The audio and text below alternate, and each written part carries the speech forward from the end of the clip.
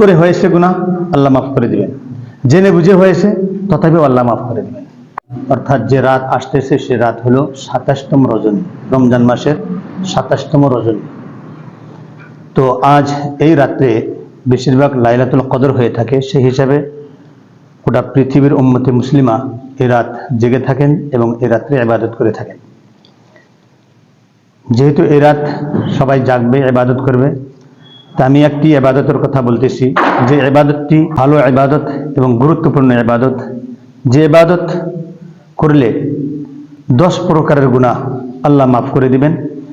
সেই ইবাদত সম্পর্কে নবী করিম সাল্লাল্লাহু আলাইহি ওয়াসাল্লামের একটি হাদিস আছে যে 10 প্রকারের গুনাহ মাফ হবে। সেই গুনাহগুলি হলো, যা আপনি কবিরা গুনাহ করেছেন মাফ হবে, সগীরা গুনাহ করেছেন আল্লাহ মাফ করে দিবেন। যে সগীরা কবিরা, ছোট বড় গুনাহ মাফ হবে। আগের গুনাহ পরের গুনাহ সমস্ত গুনাহ মাফ হবে। নতুন গুনাহ পুরাতন গুনাহ সমস্ত গুনাহ মাফ হবে। প্রকাশ্যে করা গোপনে করা আল্লাহ মাফ করে দিবেন। ভুল করে হয়েছে গুনাহ, আল্লাহ মাফ করে দিবেন। জেনে বুঝে হয়েছে, তথাপিও আল্লাহ মাফ করে দিবেন। এই সম্পর্কে নবী করিম সাল্লাল্লাহু আলাইহি ওয়াসাল্লামের একটি হাদিস আমরা জেনে নেই, যে তিনি নিজের চাচা হযরত আব্বাস রাদিয়াল্লাহু তাআলা আনহুকে বললেন, হে আমার চাচা, হে আমার সম্মানিত চাচা, আপনাকে আমি একটা উপহার দিব না? আপনাকে কি আমি একটা পুরস্কার দিব না? আপনাকে কি আমি একটা ইবাদতের কথা বলবো না, যে ইবাদত করলে আল্লাহ সমস্ত গুনাহ মাফ করে দিবেন? যদি সেই ইবাদত আপনি যদি পারেন, প্রত্যেক দিন একবার করে পড়বেন, একবার করে ইবাদতটি করবেন। একটি নামাজ আছে, যদি আপনি প্রত্যেক দিন না পারেন, তাহলে কমসে কম প্রত্যেক সপ্তাহে জুমার দিন এটা আদায় করবেন। যদি তাও সম্ভব না হয়, মাসে একবার করে আদায় করবেন। আর যদি এটাও সম্ভব না হয়, তাহলে বছরে একবার করে এই ইবাদতটি করবেন। আর যদি এটাও সম্ভব না হয়, তাহলে চাচা নিজের জিন্দেগিতে কমসে কম একবার হলেও এই ইবাদতটি করবেন। আর সেই ইবাদত হলো সালাতুত তাসবিহ, 4 রাকাত নামাজ। সালাতুত তাসবিহ যেটাকে বলা হয়, এই নামাজের মধ্যে একটি কলেমা আছে, যেটা কলেমা সওম বলি আমরা, সুবহানাল্লাহি ওয়াল হামদুলিল্লাহি ওয়া লা ইলাহা ইল্লাল্লাহু আল্লাহু আকবার। এই কলেমাটি 3-4 রাকাতের মধ্যে 300 বার পড়তে হয়। এই নামাজের আর অনেক ফজিলত আছে, অনেক ফজিলত, যদি বলি বহুত সময় লাগবে, অনেক ফজিলত আছে।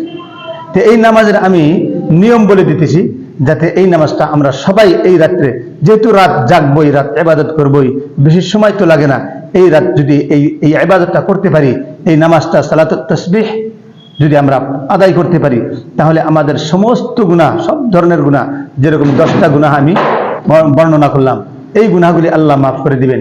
আল্লাহর আরো বহুত ফজিলত আছে, যে আল্লাহর ফেরেশতাগণ এই ব্যক্তির জন্য, এই ব্যক্তির মাগফিরাতের জন্য দোয়া করে থাকেন। আল্লাহর রহমত বর্ষিত হতে থাকে, জাহান্নাম থেকে নাজাতের সার্টিফিকেট পায়, নাজাতের জরিয়া হয়ে যায়, আর জান্নাতে যাওয়ার জন্য তার জন্য সহজ হয়ে যায়। আর আল্লাহ তাআলা ওই ব্যক্তির উপর অনেক খুশি হন, যে ব্যক্তি এই কলিমাগুলি সবসময় বেশিরভাগ আদায় করে, বেশিরভাগ উচ্চারণ করে, সুবহানাল্লাহ, আলহামদুলিল্লাহ, লা ইলাহা ইল্লাল্লাহ, আল্লাহু আকবার। আর কলিমা সওমের মধ্যে এই কলিমাগুলি রয়েছে। নামাজের নিয়ম আমি বলে দিতেছি। নামাজের নিয়ম হলো যে প্রথম 4 রাকাত সালাতুত তাসবিহ নিয়ত করবেন, আমি আল্লাহর ওয়াস্তে 4 রাকাত সালাতুত তাসবিহের নামাজ আদায় করতেছি, আল্লাহু আকবার নিয়ত করে সানা পড়বেন। সানা পড়ার পর নিয়মগুলি সুন্দর করে শুনবেন, কোনো কঠিন না। নিয়ত বাঁধবেন, সুবহানাকাল্লাহুম্মা সানা পড়বেন। তারপর 15 বার এই তাসবিহটি পড়বেন, সুবহানাল্লাহি ওয়াল হামদুলিল্লাহি ওয়া লা ইলাহা ইল্লাল্লাহু আল্লাহু আকবার, 15 বার। তারপরে আউযু বিল্লাহ, বিসমিল্লাহ, সূরা ফাতিহা, তারপরে কোনো একটা সূরা পড়ার পর আবার 10 বার এই কলেমাটি পড়বেন। তারপর রুকুত যাবেন, রুকুর তাসবিহ আদায় করার পর 10 বার কলেমা পড়বেন।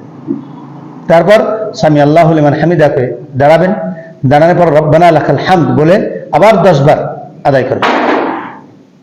তারপর সিজদায় যাবেন, সিজদায় গিয়ে সিজদার তাসবিহ পড়ে 10 বার, সিজদার থেকে উঠে বসে 10 বার, আবার সিজদায় গিয়ে 10 বার। এই হলো 75 বার, এক রাকাতে 75 বার। তারপরে দাঁড়াবেন, আল্লাহু আকবার বলে দাঁড়ানোর সাথে সাথে প্রথমে 15 বার এই তাসবিহ পড়ে নেবেন।